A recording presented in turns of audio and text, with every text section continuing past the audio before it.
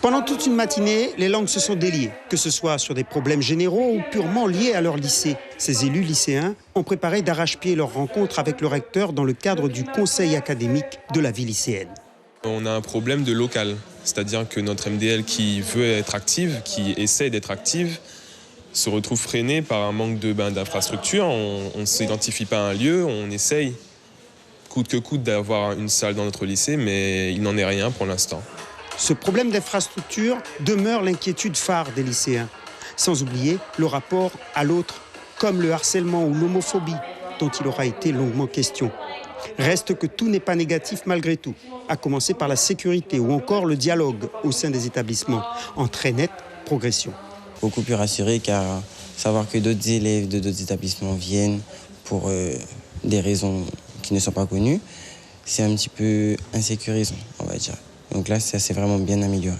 La parole de notre lycée est portée là où elle doit être portée, en fait.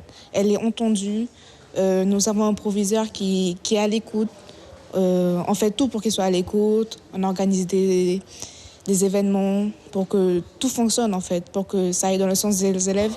Et c'est la priorité que l'on ressent dans les propos des uns et des autres, même si parfois une pointe d'impatience transparaît. Si tout n'est pas toujours retenu, reste qu'il en est ressorti l'an dernier l'organisation d'un week-end de cohésion permettant la rencontre d'une centaine de lycéens. On a toujours l'impression qu'ils ne sont pas conscients, qu'ils ne sont pas au courant, mais ils ont des idées qui sont extrêmement plus fortes que les nôtres. Voilà, c'est ça. C'est donc franchement, moi j'en tire beaucoup d'enseignements pour le pilotage des lycées.